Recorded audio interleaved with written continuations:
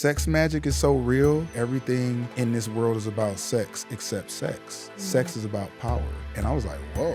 During the filming of the last episode in Ghana, I contracted malaria and didn't realize it. There's like a 71% chance that you'll die. And I remember telling the 4 guides in the spiritual realm, I said, I can't stay here because my mother will kill me if I die. I never got into spirituality because I had such a deep religious wound, because I always knew I was gay. So imagine being 5, 6 years old, a little bit of consciousness, like I like boys, and then church is telling you you're going to hell. So I had a deep hatred for myself at a very young age, and I had to heal that by myself. And so that's when I first started my spiritual journey.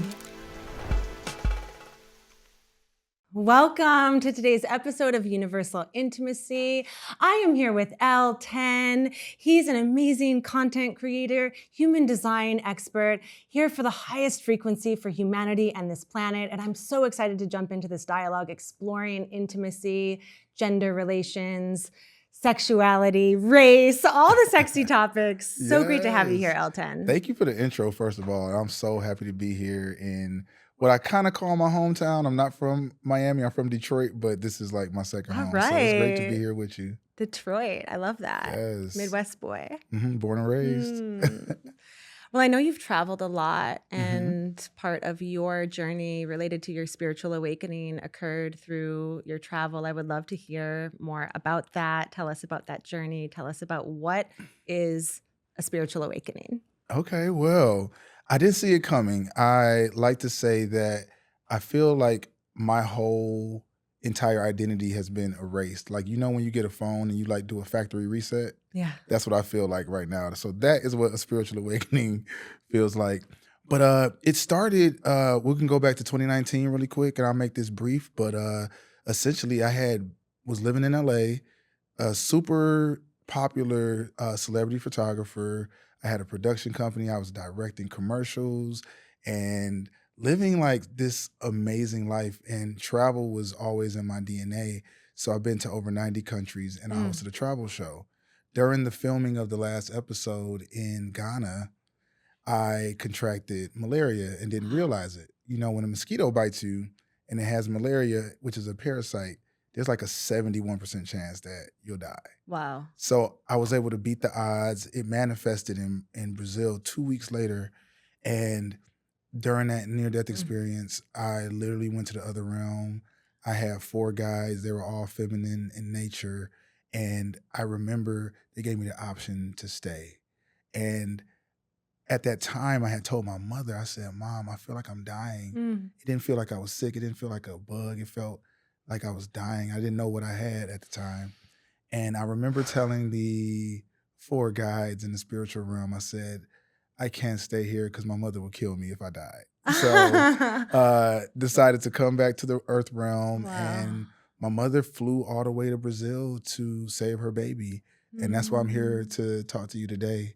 And that was the start of my spiritual awakening in 2019. Wow. Wow. My heart is racing. I'm a mother as well. And so to pull in the divine feminine frequency of the power of the mother's love, right? And just in hearing this journey of like contracting malaria.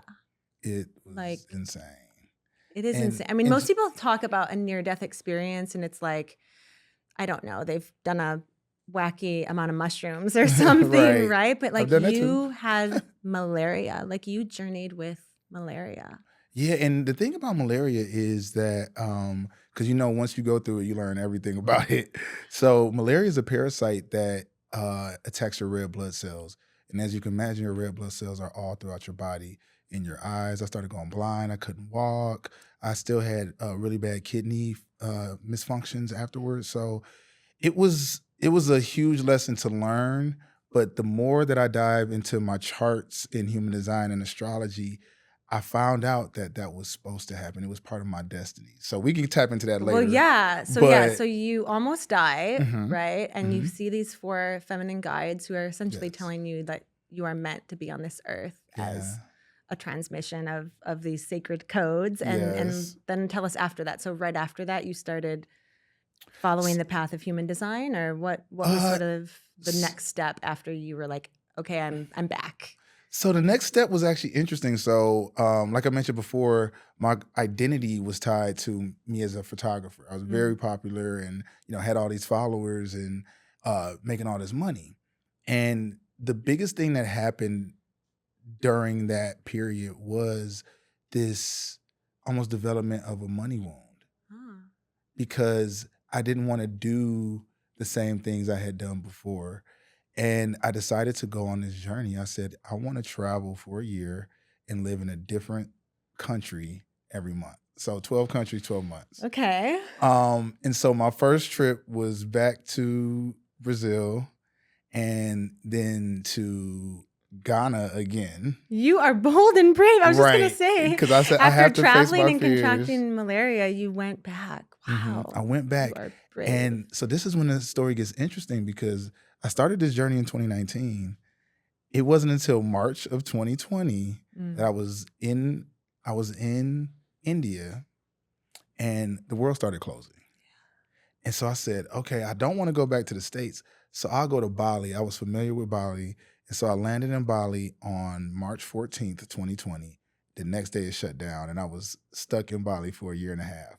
And so that is where my real spiritual awakening got, and I had a chance to opportunity to test out every modality you could think of, from yoga to cacao to breath work to Reiki to DMT to psilocybin, and I can go on and on and on. So I taste tested every modality, and it wasn't until I got to human design. I met a mentor through a friend. He said, you have to meet this woman. I had never heard of human design before.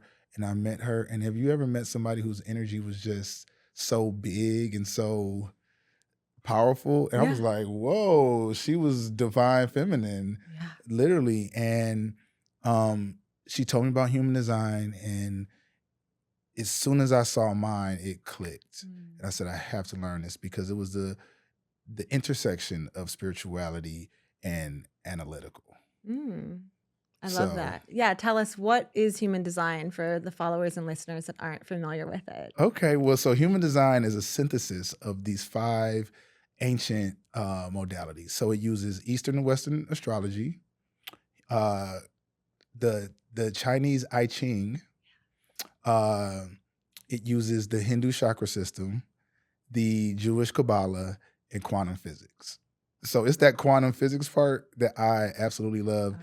And so when you put in your birth info, you get a body graph. Yeah. And this is like a energetic blueprint of your whole nervous system. And with human design, the thing I really love about it is that it incorporates the body. And so in human design, you have 9 centers, like the chakras, like the solar plexus and the sacral. And in each center, there's a number of gates. Each of these gates are like portals into the dimension that is you.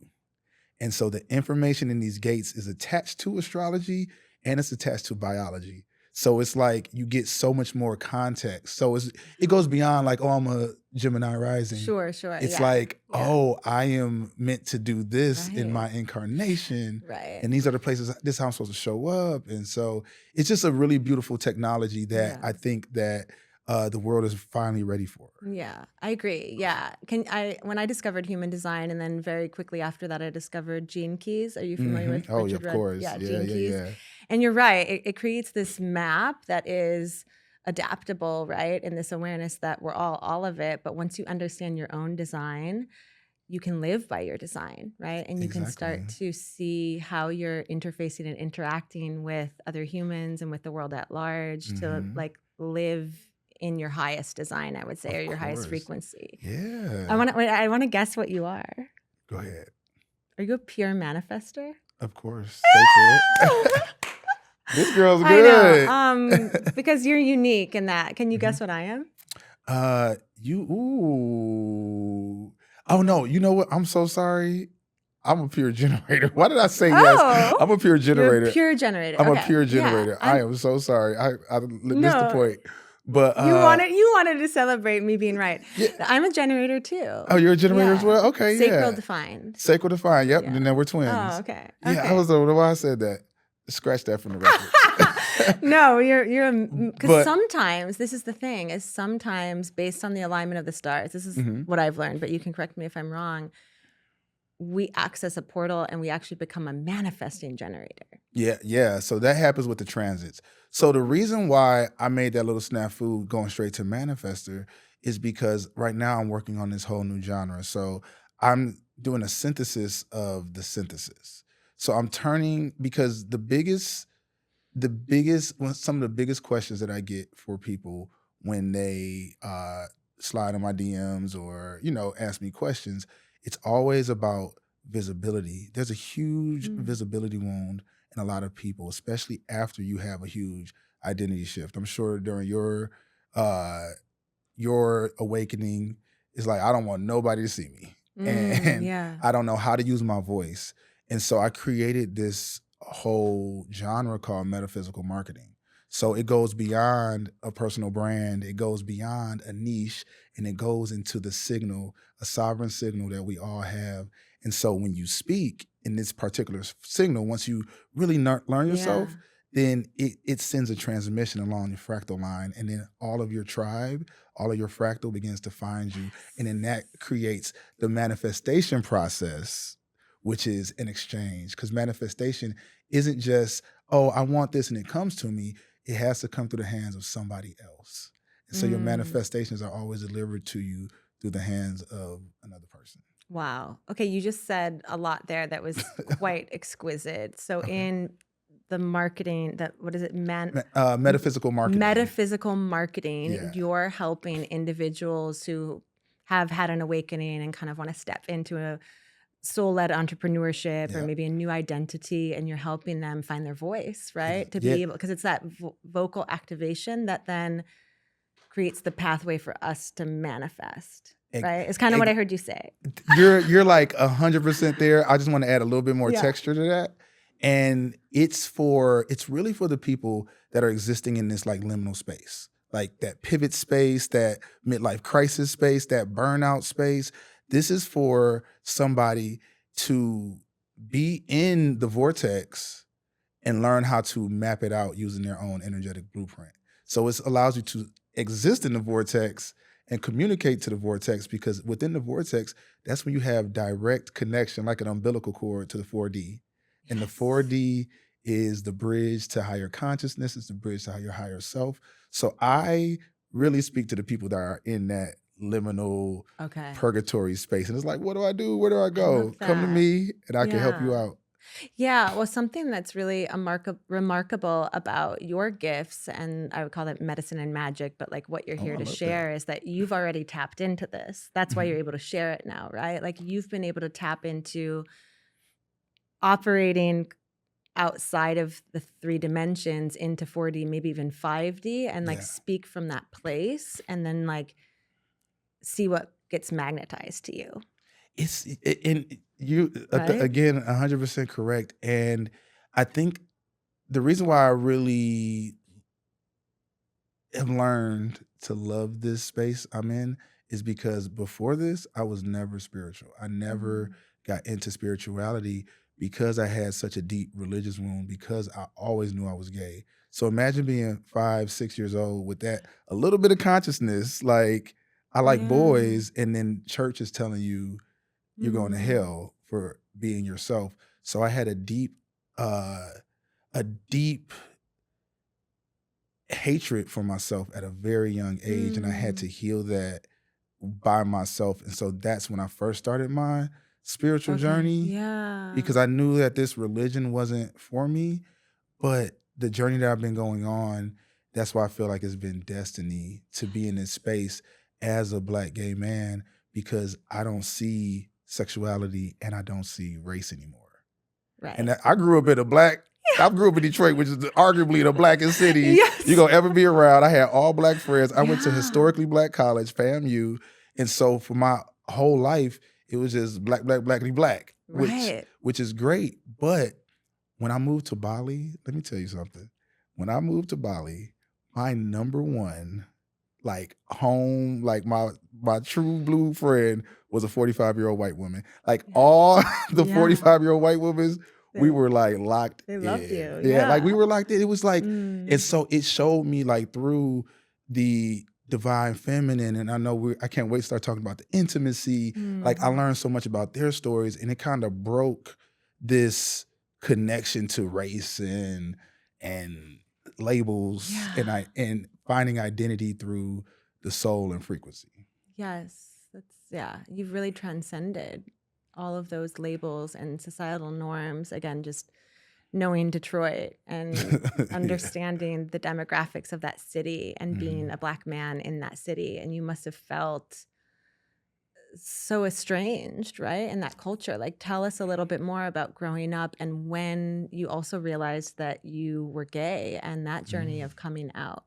Well, I like I said, I knew I was gay since I had consciousness. I remember having a crush on both a guy named Ian in kindergarten. Shout out to Ian, wherever and then Ian's also at. a girl named Layla. So Okay. I had double crushes, Yeah. and I couldn't reconcile that relationship and in my head. And I think the thing that was worked in my favor a little bit is that I could at least present masculine. Yeah. So that was a little bit of a privilege. Say what you want about me now, but I could present at least. Yeah, I'm attracted to you. Hey, boo. I'm like, you're fine as hell. So growing up, but I went through the awkward stages like acne and braces and all those things. The head was bigger than my body, and so what I started to do was like a lot of gay men, I started to create a series of success to hide or mask my sexuality. So you would be the smartest in the class. I was a track athlete, so I was state champion. I got a full ride to college for academics, not even for track. So it was like, I was like always out of college. I had the best jobs and like, my career. So I was able to succeed my way out of that. But what it doesn't allow you to do is really heal and do the shadow work. So I missed out on a lot of shadow work because I had a lot of success. So the ego got fed, but the soul was still hidden. But you've done your shadow work now. Oh, obviously. Yes, the universe said, I'm going to kill you to make that happen. Yeah, it happened probably almost instantaneously for you, right? When most of us are thinking about shadow work and really understanding the aspects of our subconscious and our psyche that, are no longer serving us. It's a long, drawn out journey. And it feels like it catalyzed very quickly within you, is my sense. No. Okay. No. It was a journey. It's juice. This is a juicy story. How juicy you want to get? I think we like it juicy here. Okay, we'll get juicy. I'm gonna start leaving a little breadcrumbs, see where you want to go. Yeah. But one of the interesting things that happened was when I went to, so it was almost like a wave. It was like I went through that spiritual psychosis, like when you're reading all the books and watching all the videos, and you're like, "Oh, we're just a soul having a human experience," and like I was like that kind of talk. Like I went straight deep, and I used to have this podcast when I first had my. It was called Detroit Chopra. Oh, okay. A little ego, right? And so, Detroit Chopra. Wait, how old were you? This was right after, I was 38, 39. Oh, okay. So this was right after my awakening. Because I had my awakening, I was 38. Yeah. Turning 38. So I'm 44 now. Okay. And I jumped into that, and then I went to Bali. And so as you can imagine, it was just all spiritual. It was all above the veil. It was all, every day you wake up, you meditate, you do the things. Yeah. And so I was in that space. The interesting thing that happened was I was celibate for a year and some change. And I developed a bit of a porn addiction during that time. Okay. Because I wasn't having sex, but I would be like, but you were surrounded by all the white women. All the white women, which was my girls. All the white women in Bali. But I'm not doing anything, because I went, my attractions were still to men. Yeah. So that was an interesting time. And then when I came back to America at the end of 2021, uh, I just went deep into over sex, Really? like deep into relationships so Mm. imagine it was almost like being and existing in this quote unquote higher consciousness. And I came back, I'm like, I want a Popeye's chicken sandwich. I want to go and smoke some weed. I want to go and have some sex. Like I want to do everything. So it Yeah. was like, Okay. So yeah, you were navigating your shadow. yeah. Beautiful.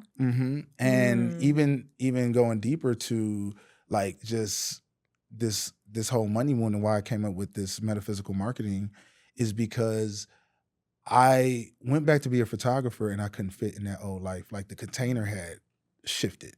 And so in astrology, I am a triple water. I'm Pisces sun, Cancer moon, Scorpio rising. Yeah. And that grand water trine is my identity is so formless and so connected to source. I always say we're just droplets that are having an experience and we return back into the ocean that is source after we die. And so that container of photography didn't fit. So I was like, Yeah. what the hell am I going to do? So that was another death after the Mm. death. So the identity as a photographer died. And I was like, okay, what am I going to do? Like, am I going to make content? Okay, cool. Right. Now how am I going to monetize it and Mm. build around it? So I've been in this part. This has been, I would say, like the last 2 years. Yeah. And posting on TikTok and Instagram and Reels has been like exposure therapy in a Mm. way. Yeah. And this is like you are a content creator now. Like you're monetizing it and you're also coaching, right? To Yeah, help. I'm doing a little bit of coaching. So I'm Yeah. creating offers. I'm creating a ton of digital products. I call them ebooks, like Uh-huh. energy books that Yeah. can help you solve all these different problems like visibility wounds and Yeah. money wounds and learn Yeah. about What are yourself. you seeing? I mean, you talked about the visibility wound, but Mhm. what else are you seeing as like the primary wound or issue or problem that people have that they're coming to you for advice and solutions on? A lot of people have I guess this kind of goes hand in hand is like shadow work. Mm-hmm. A lot of people don't know how to do actual shadow work. So I've been coming up with a lot of different systems. One in particular is called the DIE system. It's a 3-part, it's an acronym. So it's deconstruct, integrate, embody. Yes. And so when you die, then you can be born again into your new identity.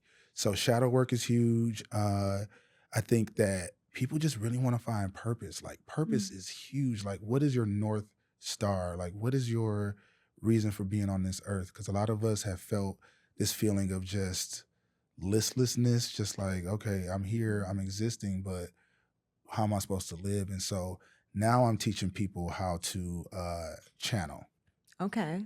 So, Tell us about that process. okay. Oh, let's It's dive it's into it's it. definitely something that's challenging to break down into a Mhm. codified system or methodology for someone else, right? Like you Yeah. and I could say like, okay, I'm a channel and I know how to channel for myself in my own vessel, Mhm. but to teach someone else how to channel, how do you do it? I'm learning now. So I'm Okay. learning. I'm like testing out different things. I'm really big on trial and error. I'm really big on throwing spaghetti on the wall and whatever sticks, sticks. So the first part is to educate people about the whole pineal gland. So as you already know, the pineal gland, well, in human design, the pineal gland is in your crown chakra, your third eye, and your pituitary gland is in your ajna, where your where that other hormonal kind of like body exists. And so what a lot of people have, the reason why a lot of people can't channel is because in human design, 71% of us have an open or undefined crown chakra. Do you know what your crown chakra is, open or undefined? Do you It's remember? open, yeah. It's open, right. Yeah. So 71% of you listening and watching this have an open crown chakra. Okay. Now, that could potentially be the best thing ever because Mm. you're constantly getting ideas. Like at all times, you're getting a million. Receiving different downloads and ideas and yeah. Exactly. Like you have $1 million ideas floating around our head. Like that's what money is. Money is just this energetic pattern that's waiting for a container. It's like, okay, is Josephine ready for this idea?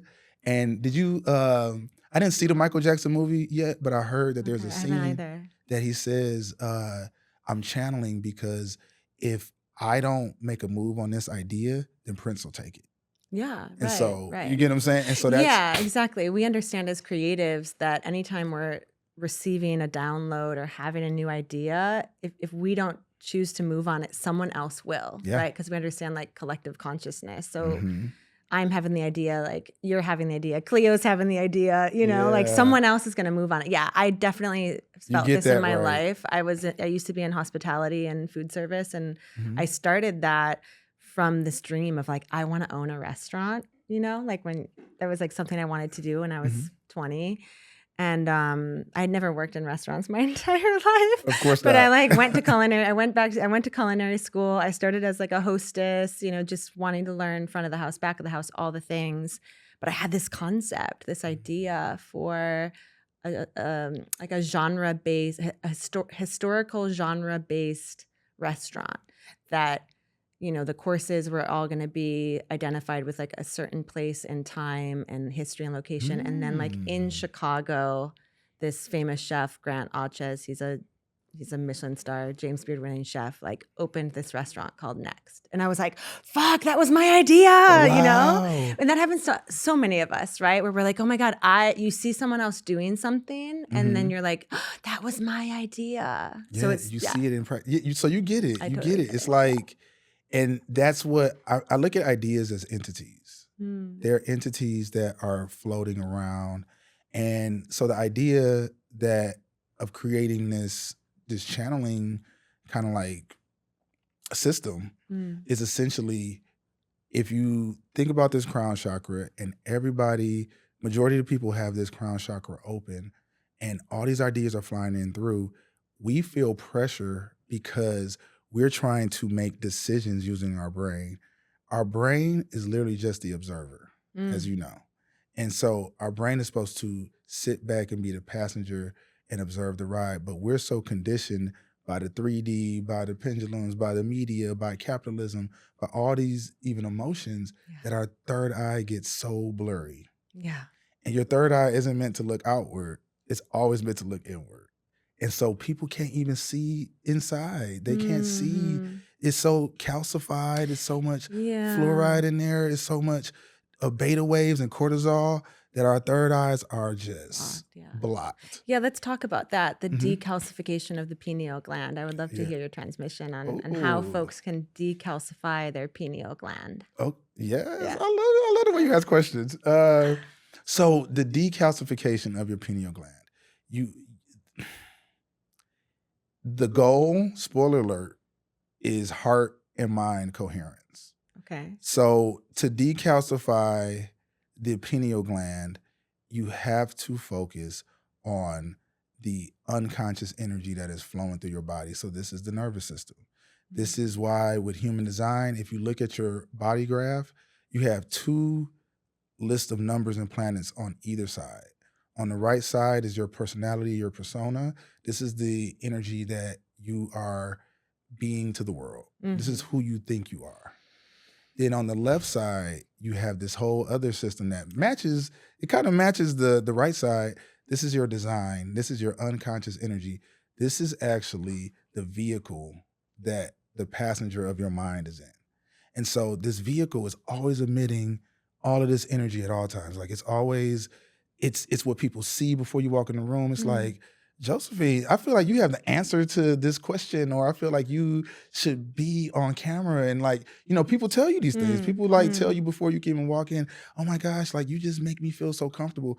That's the energy that is really used. So it's a difference between who you are and who you are being.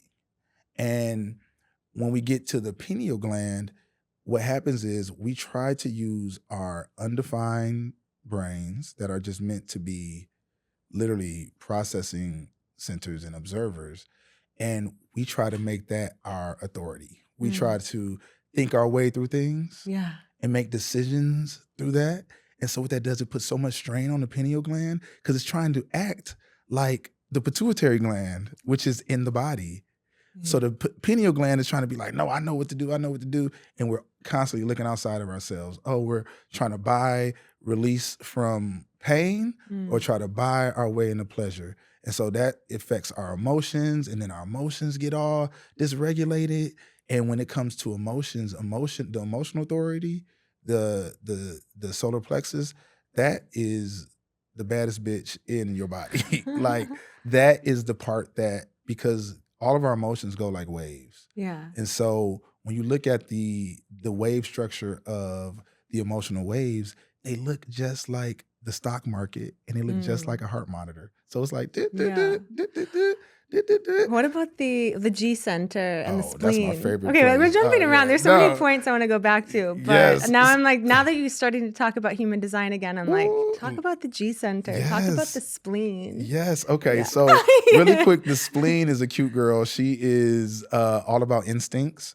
And so the people that have these activated spleens, like a defined spleen, a splenic authority, you are literally meant, you were sent here. If this were the olden times, you would be the person that would go into the caves and see, like if we were Neanderthals, you would be like, this isn't a good cave, or, oh, no, those berries aren't good to eat. So that's all about that instinct. Like an oracle or like a monk kind of? More like a first responder.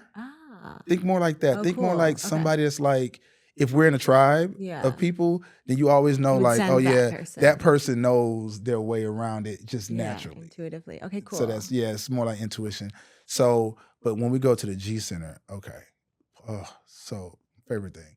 So the G center is not to be confused with the G spot. Not to be confused. The G center is like the heart. Yes, right, exactly. Yeah. So the G center is the higher self, and the G, the reason they call it G, they never defined it, but I say it's geography because it is the internal compass. And so the G center is called the magnetic monopole. And so what a monopole is, it's a magnet, but it only goes one way. It only attracts. So you're always attracting to the G center. The G center doesn't repel anything. So it doesn't repel negative stuff. It doesn't see anything as negative. It doesn't repel bad people. It doesn't repel bad situations that we deem bad. It is attracting everything at all times to you at all times because it is a single monopole. But that monopole is the glue between your pituitary and your pineal. Right, because that's what you were saying. That's where I was going with it, is that connection. The decalcification process is actually a journey of the head to the heart, right? And connecting that.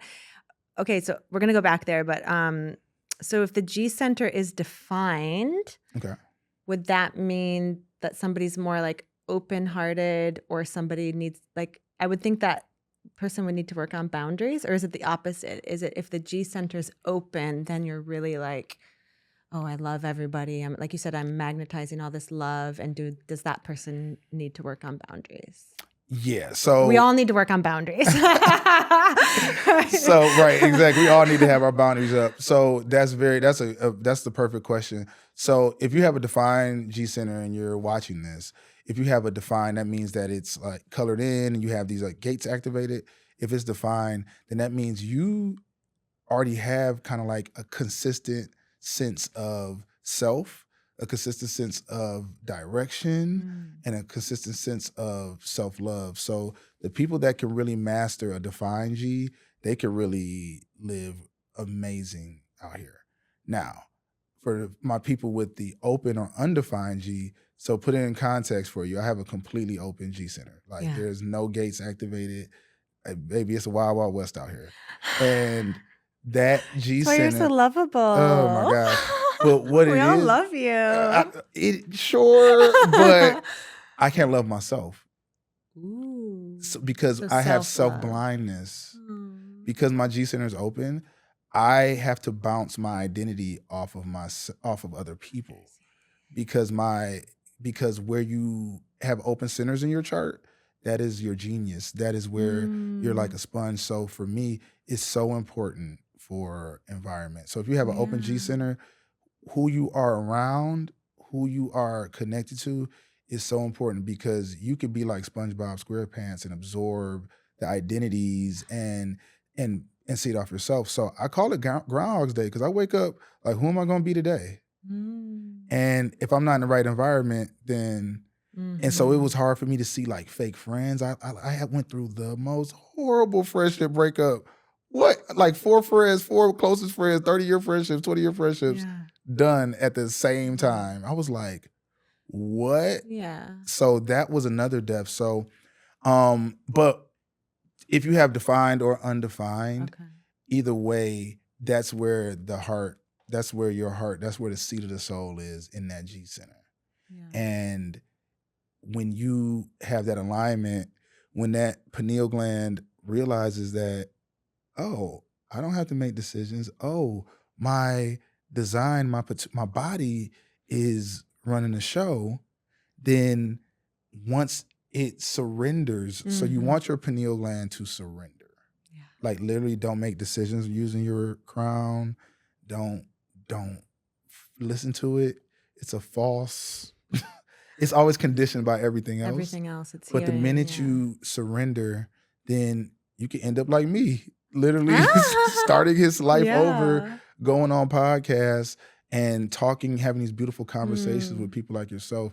I would have never had an opportunity to meet you and Cleo and Mateo and everybody that's a part of this right now if I hadn't surrendered my pineal gland to what I was designed to do. I'm designed to speak about occult knowledge and life and death. And I would have never known that had I not died first and then gone on this journey of the inner self to clear out that third eye. So exquisite. Love that. Elton, I want to touch upon a little bit more about gender, sex, where it's June right now. It's Pride Month. And I hate the term Pride Month. Oh, okay. Tell us about that. Yeah, what does it mean? Were you gonna ask the question? Oh, you got a question? No, well, this is like Universal Intimacy, the podcast, which obviously intimacy is all around us. It's about the interconnectivity of the all, which is exactly what we've been talking about here with spirituality, but specifically that intersection between spirituality and sexuality. I would just love to hear your take on it, especially as this like transcendental being that you are, right? Like you could magnetize anything into your field, and that can also be overwhelming from an erotic standpoint, right? Of understanding your sacral chakra and how you are meant to share that sacred life force energy with others. And I'm just so curious of how it shows up in your field. And Okay. So I think that sex, what I've learned these last 7 years since I've had my awakening, I think that sex has some of the highest data collection of the human experience. So I look at sex as, I'm not taking romance out of it, but I feel like I get so much data when I am in a sexual experience. And this has been totally after my awakening. But I really believe in the power of sexual transmutation. Sex magic is so real. And then there's this quote that says that everything in this world is about sex except sex. Sex is about power. And I was like, whoa. And so those are just some of the things that have been swirling around my head with this. But I think that a lot of people, we have sexual wounds, and a lot of it comes from religion. A lot of it comes from the shame of, I know women that are 40-year-old virgins because they think God is going to smite them down for not having sex, and then they Kundalini's awakening out of nowhere, and they don't have these experiences. And I think that when sex is done correctly, when it's done from a place of healed resonance, then it could become one of the greatest creation energies in this world. Everything is everything is sex. Like this podcast is sex. Us having technically, because we're creating a third energy. Like this is your energy, my energy. We're creating a third energy that's in this conversation. And I wouldn't have said half of this shit had I not been ushered by you as a feminine energy to receive. So now I'm able to provide the things that you can receive. And so this penetrate is me. come on. Don't force me. Yeah. And But- the point that there's so many points you just made that I want to double click on. The healed resonance, right? Too many humans are having unconscious sex, casual sex that's not in alignment with their highest self or with that person that they're in union with. And we are, we're it's not that we're taking away the sacredness and you have to have sex only if you're married or in a divine union of a partnership per se, but humans are incomplete and utilizing sex as an alchemy portal, right? Yeah, They're utilizing it. Alchemy is a perfect word. And when you're conscious about it and you can create a container in which the two people are going in with an intention, a desire, something that they want to manifest, that's sex magic, right? Yeah, like I would love to hear your definition though of like what is sex magic? Ooh. So I in human design, right, you have sacral beings.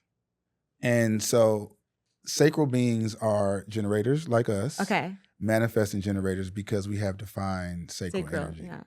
And so the sacral is all about sex, creation, life force, desires. It is a motor. And so that motor is always operating in yeses or nos. So the best thing to do if you have a generator friend, you want to ask them yes or no questions. You don't want to say, hey, what do you want to eat for dinner? They'll be like, I don't know. It's too many thoughts. But if you say, do you want Thai? No. You want Italian? Yes. That's the way, because it's this sacral gut thing.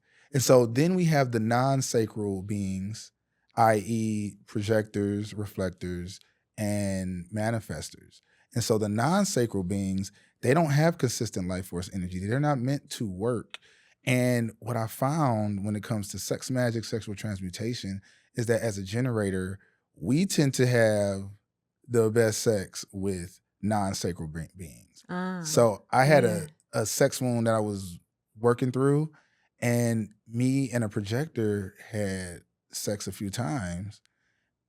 Baby, the way it was so healing, and not to say like, oh, go find you a projector and have sex with them and still there. No, that's not what that was. We both had our own wounds, and there was this electromagnetic connection that I was like, there's something to this. And there is with mapping human design with another person, like when you are in a partnership, or if you got that person, that projector's human design, and it because you kind of can match up like almost their incompleting. It's like a puzzle piece. Yeah, like a puzzle piece. Like Lego. Yeah.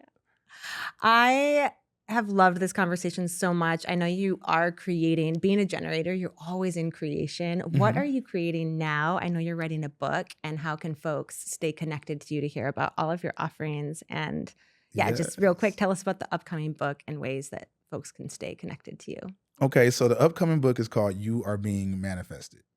And it came from this popular viral video I made. I was just saying, because I always try to turn things on their head. Like, so a lot of three of my biggest sayings are, number one, reality is already written. So it's not about doing it for the plot. The plot is already done.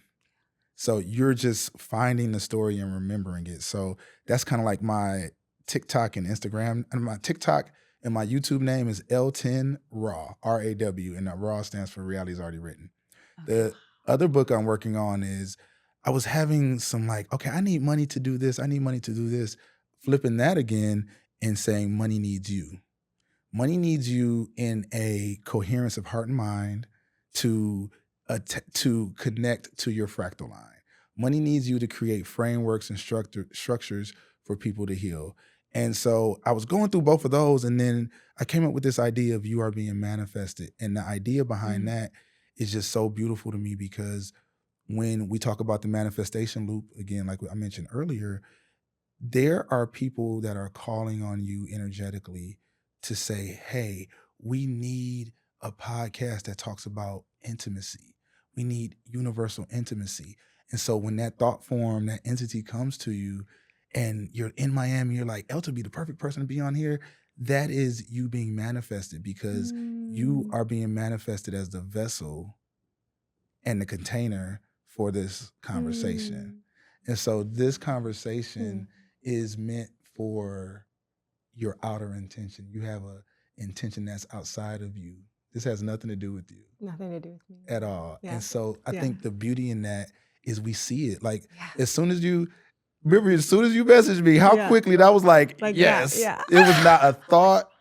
It was not a, you get what I'm saying? Yeah. And so to flip, you are being manifested on his head to show people that once you decalcify this pineal gland, once you understand your North Star and your purpose, once you remove the ego, then life pulls you into everywhere you're supposed to be and everybody you're supposed to meet, everybody you're supposed to connect with. Like even you going to that retreat and meeting Cleo, and now she putting on your shoes. Y'all missed it. She got her homegirl she met. She so was true. You need a friend like Cleo, because Cleo put on that shoe and gave her the hat off her head. Listen, we got to break the fourth wall. But so that's what the purpose behind it is. And I put frameworks in the book, and I call it a modern day grimoire, which is a spell book for the occult knowledge. So you can find me on Instagram at Elton Anderson Jr. That's my real name. That's my government. And then Elton Raw is my stage name. That's my rapper. I'm a spiritual rapper too. Yes, you so are. Making some mixtapes. Elton, thank you so much for being here. It was such a pleasure. Thank you and so honor. much. We need to do a longer episode next time, but this was amazing. Thank you so much for creating this portal of peace and intimacy, and I'll do it again.